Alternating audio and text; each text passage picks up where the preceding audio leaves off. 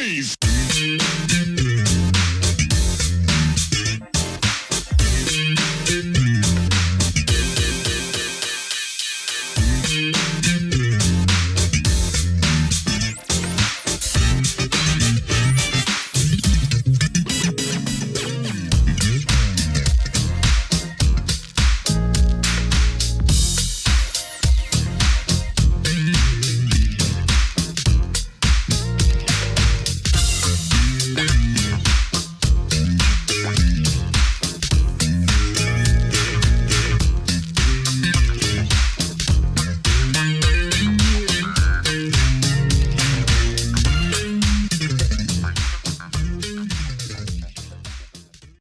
Hello and welcome to another edition of Truth and Rhythm, brought to you by funkandstuff.net.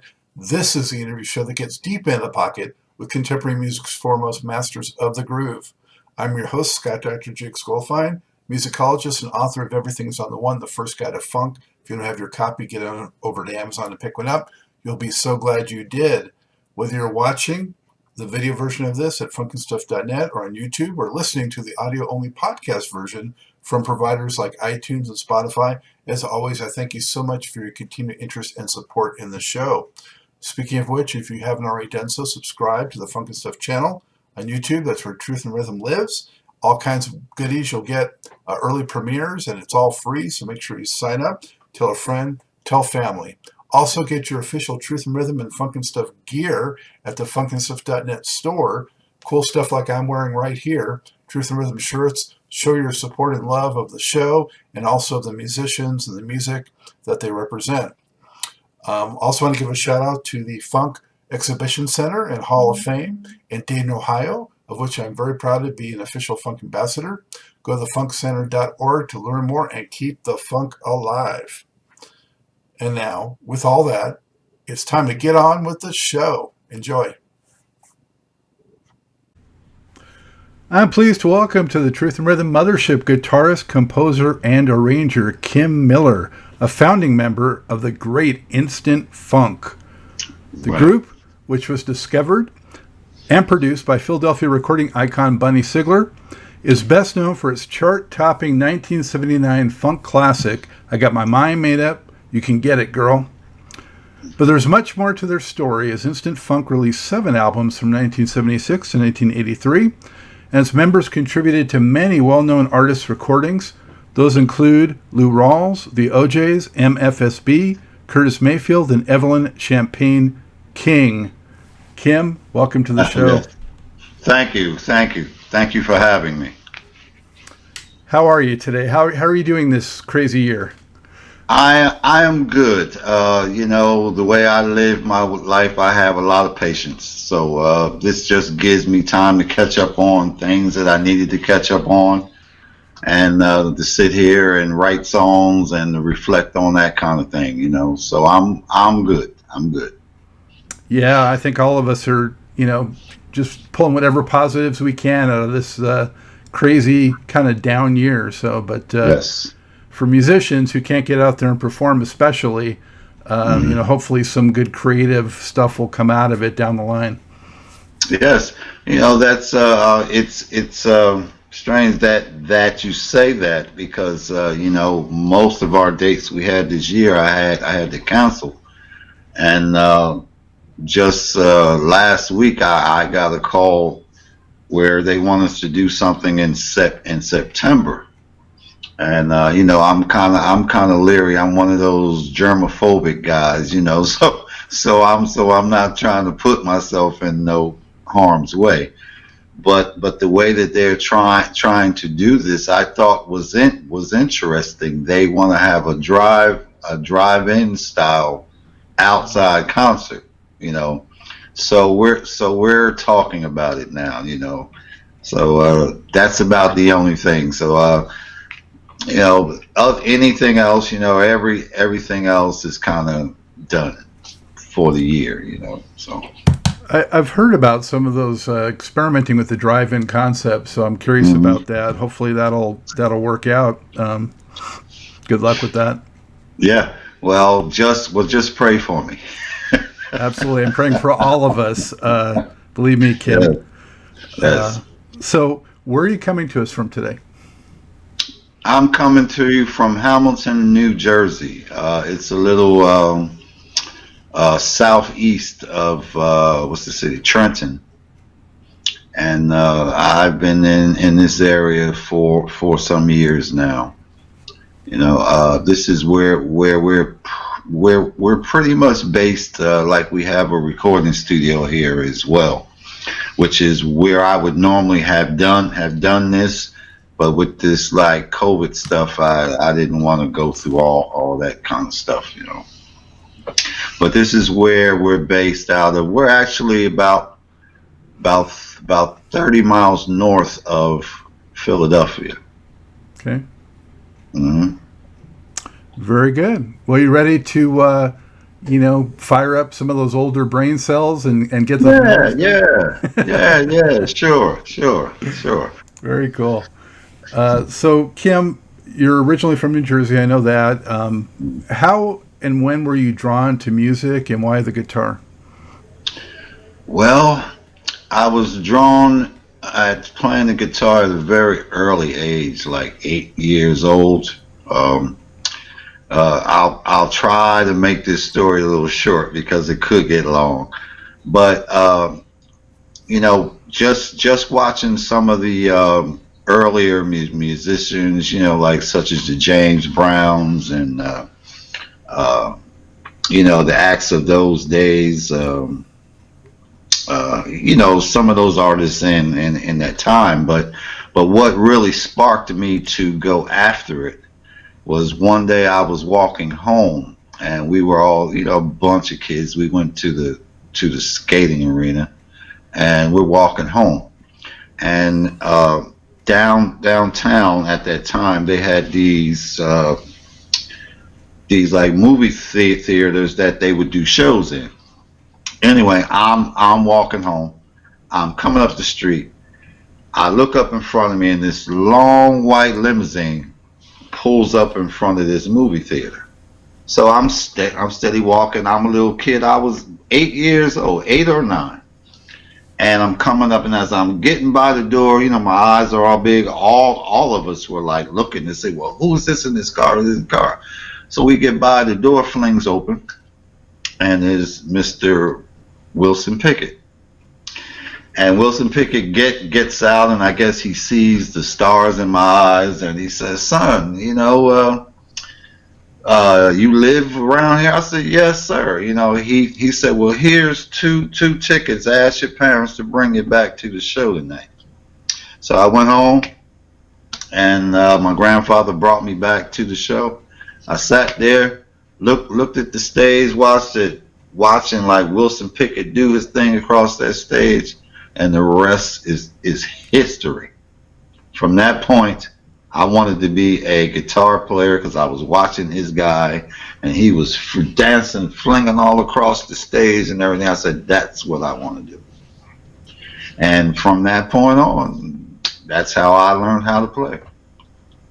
Wow. And that's why I learned how to play. Were you mostly self-taught, or you took lessons?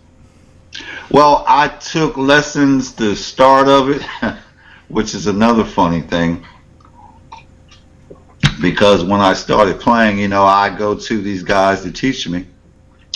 And they want to show me Mary Had a Little Lamb, and I wanted to play James Brown and all them funky licks and stuff, So I kind of got discouraged. And I left him, and then I went into like another guy, and I studied with him for a whole year, and I didn't learn one single thing, not one single thing in the whole year. And what made me get on board was he told me one day, he said, Kim, if you come back next week and you don't know this lesson, I'm going to let your grandparents know that this whole year you haven't learned anything. Little did I have to say that when I came back, I knew that lesson, because he was not going to tell my grandmother that I hadn't learned anything, or else I wouldn't be here today. My grandmother would have lit me up, And from that point, I just learned, like I took private lessons for about 5 or 6 years, and I started doing live performances at an early age. I think I was 12 when I was actually jumping in the car, riding all across the country. Well, we all were, and yeah, I was 12. So from that point, I really started learning by listening to other players. I'm a avid fan of all genres of music. Um, like when I'm at home, if I want to listen to something, you'll either hear me listening to some like country, like some Garth Brooks or something like that, or you'll hear me like listening to some smooth jazz or something. You know, never will you hear me playing no hardcore funk like music. Because that's what I do. You know, so I like to keep my avenues open, and and from the different genres, comes different ideas. So if I don't burn myself out with the funk, then I'm able to like venture into every aspect that there is. So that's how I do it. Hmm. And what was your first, real group experience? Was it in high school, or how'd that develop? Groups experience as far as uh, I You don't know, quite understand what you mean. when did you first start getting with some other guys and performing in front of people? And Oh, this is like when I was 12. When I was 12, and like it was some guys, we're in school and everything. Hey man, let's get a band, So we started doing little things, but what started to happen was, I guess other people started to notice that the skills that I was starting to develop. I'm talking about from like older cats that had bands, and I was approached about leaving this band that I had in like junior high school or whatever, to come play with a more professional group that was doing things, and like I had to go through a lot of things with that, because like I said, I was 12, I was in school. These guys were like traveling all over the place, and they worked that out with my grandparents, because my grandparents were very strict, and so I was able to go out with them. I mean, we would jump into cars, put a U-Haul on the back of whoever's car was like working, and we would just take off and go play in like different towns. We didn't have any gigs, we didn't have anything. We would just pull in, go to a club, tell the guy, let us have the door, and if he liked us, then we would take it from there. And like the first night, people would come in, and we would play and do our thing. By the second night, there were lines all around the corner because of what we did, and at a young age, because I used to try to put myself around older musicians and older artists and things like that, so I could learn, because I always want to learn, and even still now, you never stop, so I did that, and we went around, and it led into all the things that you were saying earlier, and that's basically it. so, what led to your first professional recording? First professional recording. What led to that? Well, Mr. Bunny Siggler, that's how us getting into the recording industry basically started, because we actually, because how it was, it used to be the T&Js and Instant Funk. We used to back up a singing group. The four guys out front doing the Temptation stuff or whatever. That's how it all all started. So the management that we had at that time uh, got an interview with excuse me, what's the man's name? Norman Harris over there in Philadelphia, because Norman had his own like record label. So we got over there, and we were doing an audition for him, and in walks Bunny Sickler. And like Bunny Sickler was the type that he could walk into any like musical environment and fall into whatever you were doing. So what that day when we were doing what we were doing, he just walked in the door and just started singing. I mean, literally, Scott. He walks in the door, and the music is gone, and he just starts singing. He grabs the mic, and so the camaraderie was there. The like musical inspiration was there. So that's basically how we started doing our first recordings, because like Bunny used to write songs for some of everybody, and so he started using us on all of his tracks. All of the songs that he was writing for different artists and things. For like the OJs, like Phyllis Hyman. Who else was there? Archie Bell and the Drells, and like Phyllis Hyman. I think I had mentioned her, but all his acts coming in through like the Philly stuff, because that's us on like Archie Bell and the Drells, Soul City Walking, Let's Groove, all of those things. So that's how we got into the recording industry. Wow. Do you remember your first time in a professional studio? I mean, were you sort of like awe-stricken a little bit? Oh yeah. Oh yeah.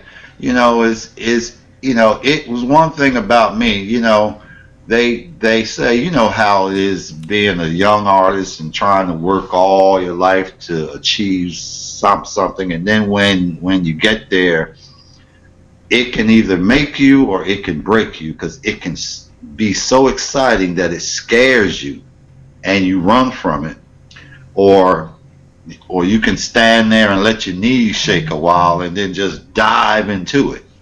Well, I was one of those that always dove into it.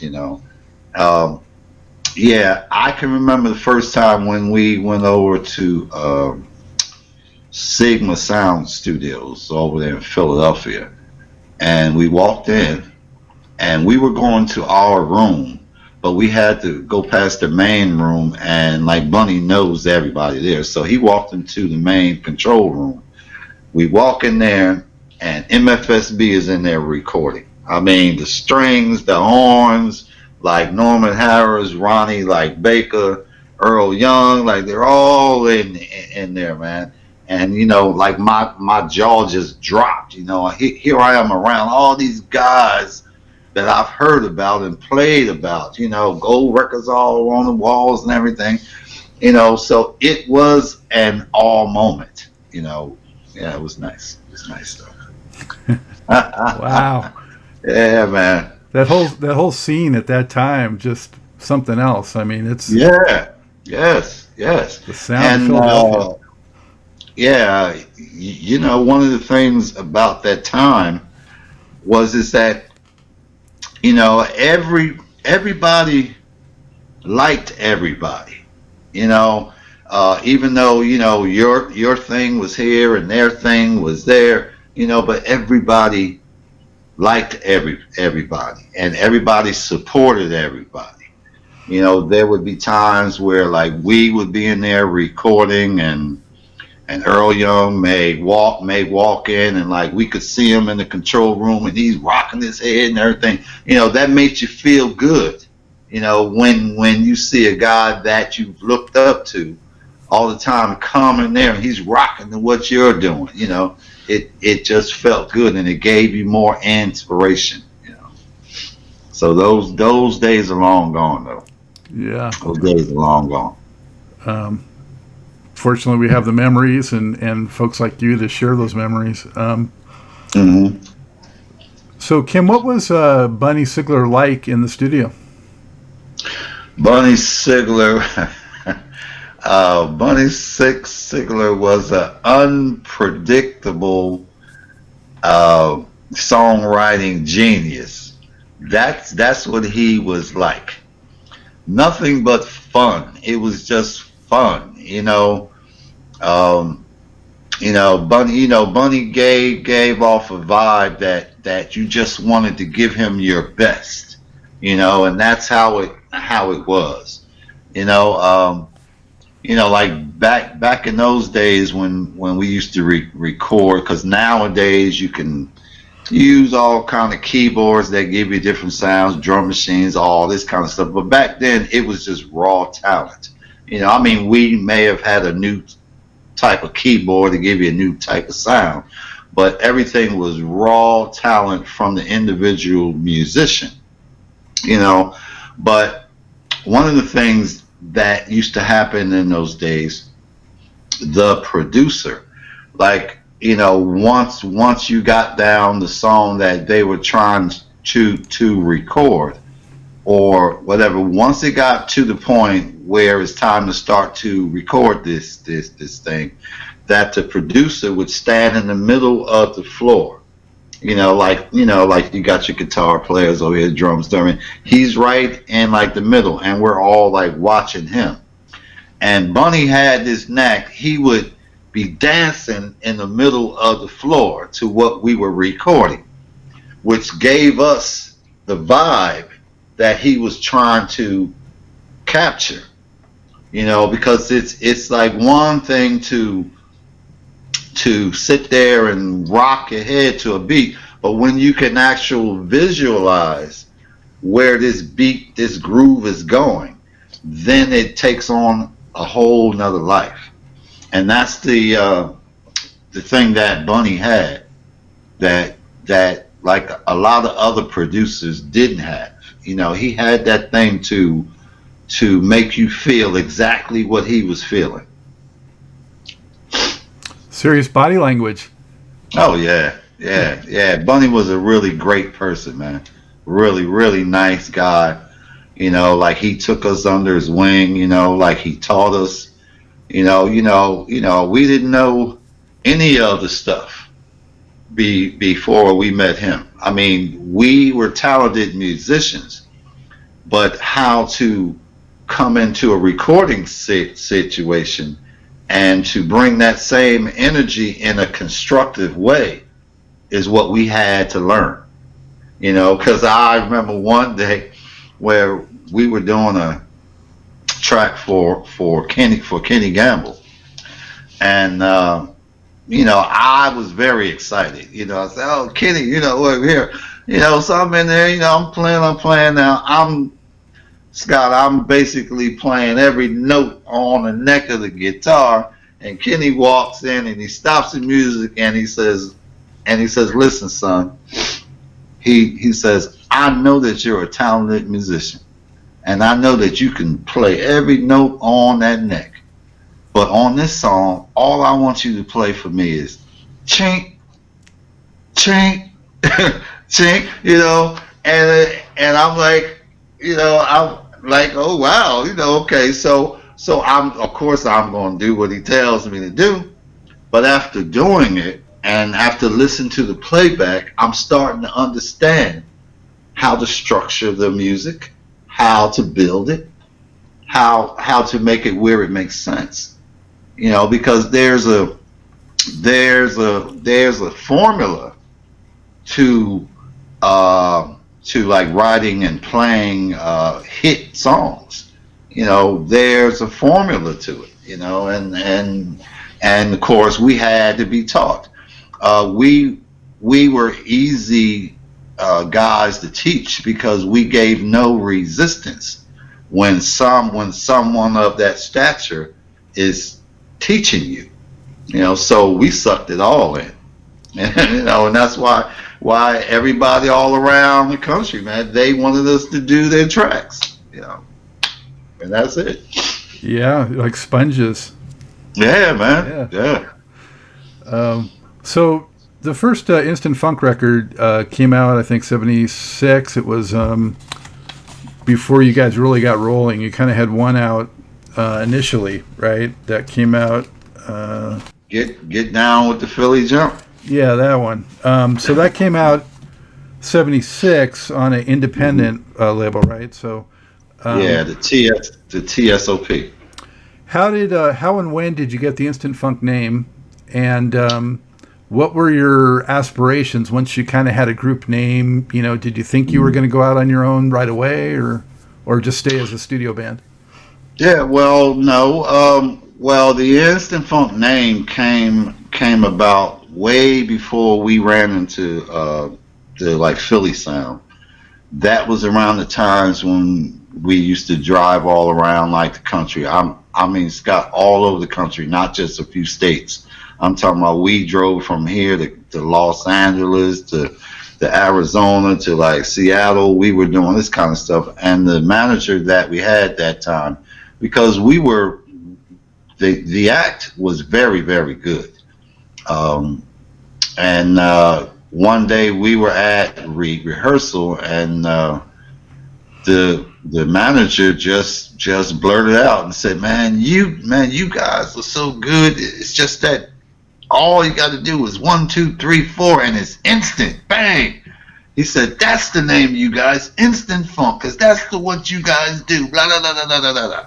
So we said, all right. I mean, we weren't gonna say no because like the manager we had was about 6'7", 300 pounds, so we weren't gonna say no about nothing, you know. But that's how we basically came up with the name.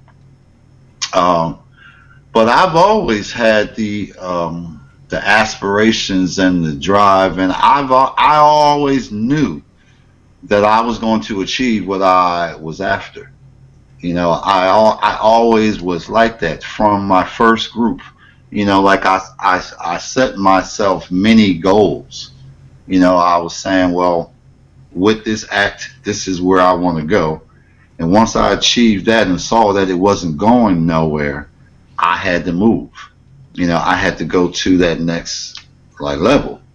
And I was with this act for a while, and we achieved everything, and we done this, and that stalled. And I said, well, it's time for me to move to like the next level. So I always had it here that I was going to do what I set out to do. You know, it wasn't easy. There was a lot of BS along that road, but I knew that I was going to do it. You know, and you know when I say I mean us as Instant Funk, because in Instant Funk, and just like you say on that first album, that very first album, Get Down with the Philly Jump, that is only three of us, and it's myself, and it's my brother Scott, and it's my lifetime friend like Raymond Earl. So this is what Instant Funk started out, and it's still to today like minus Scott because he passed on. You know, so it's just like Raymond and I. You know. What a bass player he is too. Oh yeah, yeah. Yeah, I was gonna we were gonna try to do this together today, but he had another obligation, so Well, we'll so have to. so you got me. Well, glad for that, and we'll have to pay extra special respects to him for his absence. Okay. So on that first record, Get Down with the Philly Jump, how much creative input did you have on it? How did you feel about how it came out? Well, Get Down with the Philly Jump was written by Theodore Life. Theodore Life is the one that produced Evelyn King, like Shame and all that stuff. And Life was actually doing, because he played guitar as well. And him and like Dexter Wanzel. Uh, that's the like studio group that we used when we played all these other acts and everything. That was the unit. And he came up with this song. Uh, I really liked the song, because of the like structure of it. Um, the idea of singing about Philadelphia was more his doing because that's where they're from. And it was just like an idea at that time that they thought would sell, you know. But the song itself, yes, the musicianship that we had in there were like a bunch of good guys. Just like I said, Theodore Life, Dexter Wansell. We had Bunny's like brother on keys. Uh, Jimmy? yeah, Jimmy Sickler. And I'm trying to think who else. I think Larry Washington played the percussions on that particular song. But it was just like a jam session. It was just one big jam session, and it turned out to do what it did. As far as sales wise, record wise, I come to understand that it was more or less of a tax write off for like Gamble and Huff, and that's why they did what they did, and they didn't put too much promotion behind it. But it was a good album, I think. There's some nice songs on it. Yeah, although I'll say it definitely, to me, only hinted at the full magnitude of instant funk. So, Oh yeah, guys, definitely. and Dexter Wenzel's been on the show. Great, what a talent and a Oh gentleman. yeah, And yeah, man. a big fan of his. And Evelyn King was on just recently. That's still yet to air, but so we were talking about T Life quite a bit just recently. And, Yeah, did she tell you the story of how we found her? well, yeah, she was with her mom. That story, you mean? Yes. Yeah, she just mentioned T Life finding her. Were you part of that? Yeah. Too? Right. Yeah, Well, that was incredible. It's like a Cinderella story. yeah, true. I mean, just the way she said it happened. That's how it happened. We would be in there recording at night, and we hear this girl like singing, but we didn't know where in the building that she was. And one night he went looking for her, and he found her. And the next thing you know, here it is, Evelyn Champagne King Shane. Yeah, That's awesome. yeah, man. On that first record, though, Kim, too, I noticed, with the reggae and the funky Africa, you had these sort of like multicultural influences, Right. coursing through the group, like right from the get-go, and that kind of stayed with it. Where did that come from? Well, that came from the fact that at that particular year, we were doing a lot of international like travel. We had been to the Barbados and Jamaica. We went to Monrovia, Africa, and every spot that we went to, we wrote songs in. So that's how that actually happened. You know, uh, like I say, Bunny was a very creative person.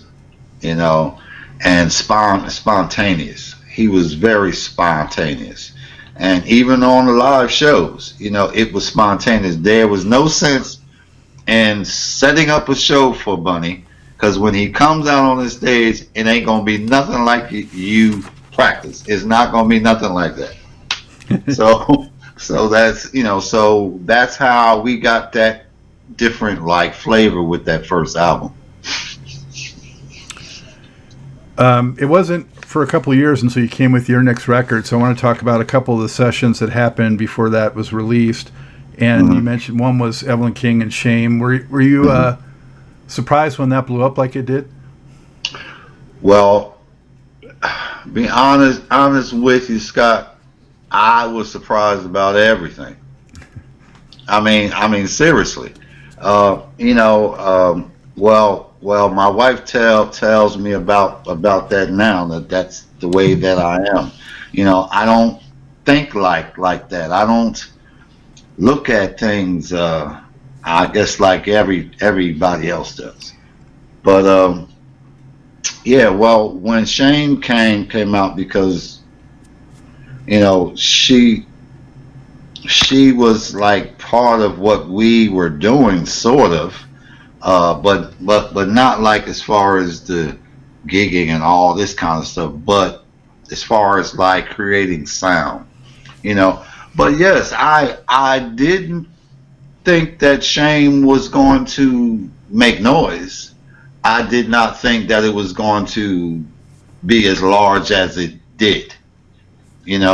Heck, for like the longest time, like I got my mind made up. I didn't realize that it was what it was for, I don't know, maybe about a year into its success.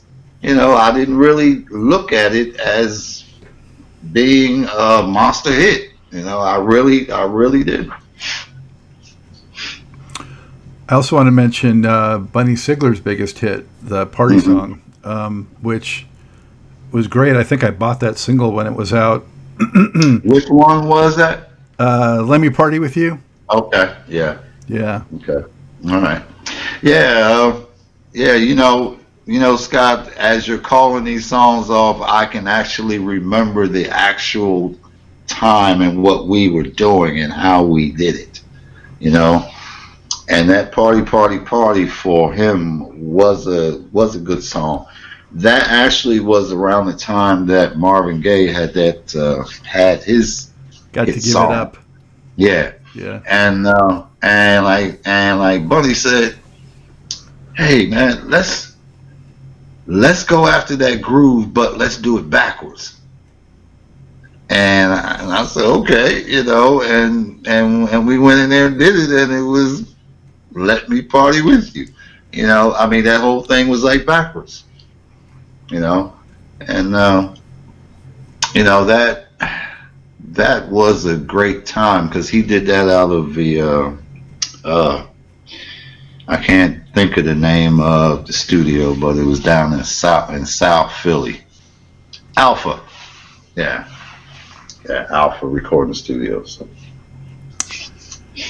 And you guys also worked with the Pips. I really had forgotten that the Pips actually tried their own recordings apart from Last Night. Yeah. The Pips. They actually, well, we were out in the West Coast at that time anyway, and Bunny struck up a deal like with them and said, hey guys, we're gonna do these records for the Pips. And I said, well, all right. I said, well, like what happened to Gladys? They said, no, this is just the Pips. Well, actually, when we were out there too, we also did Patty Brooks at the same time, and the Pips and Patty Brooks. I don't know whatever became of the like record, but like I guess it did something for him. So during these times, I'm thinking you must have been like a crazy schedule, right? You were in the studio or on the road or doing something musical just all the time, right? Yeah, man, but I loved it. Loved every minute of it, every second of it. This is like, when you reach those kind of plateaus, especially after like striving for it your whole life, it feels very good to reach that level and to be able to have fun, because sometimes along that way from amateur to professionalism, the fun can get lost, and then it becomes a job, and when it becomes a job, then it's not that interesting that it's not that fulfilling, shall I say. Also, the fans, I mean, they can tell. You know, if you Oh, don't have that, definitely. yeah, Yeah. You know, speaking of fans, I've always uh, been very conscious of fans and like what they feel and what they need. I never tried to make it where I wasn't approachable. I never, and I see and I've seen and I see it now where some like artists, they make themselves unapproachable to their fan base. I mean, I like to be able to talk to them, to relate to them, to listen. Uh, as to some others, like I'm trying not to mention names here, but there are some where it gets so bad that your normal everyday task, like going to the grocery store, you can no longer do it. yeah, And I think that that's a loss, because and like the reason why I say that is because there's always a younger Kim that's coming up, or like younger Scott that's coming up, that wants to reach the plateaus that we have, and you want to encourage them never to lose their dream. Now, if I mean, it's just like the day where I ran into like Wilson Pickett. If I hadn't seen like Wilson Pickett and him stopping and talking to me, would I have wanted to become a musician? I don't know. I don't think so. But it was that catapulted me. So I just want to give back. So that's how I see it. no, that's great. I think a lot of those folks, like you were talking about, Kim, if you're on some of those concert bills, and you're sharing billing with some of them, they're the ones that aren't as fun to be on like a festival show with as others. Yeah. Right? Man, listen, Scott, we could be on here all day talking about those. Yeah. Lord have mercy. I mean, some of them were great, some of them were a pain in the behind. Yeah.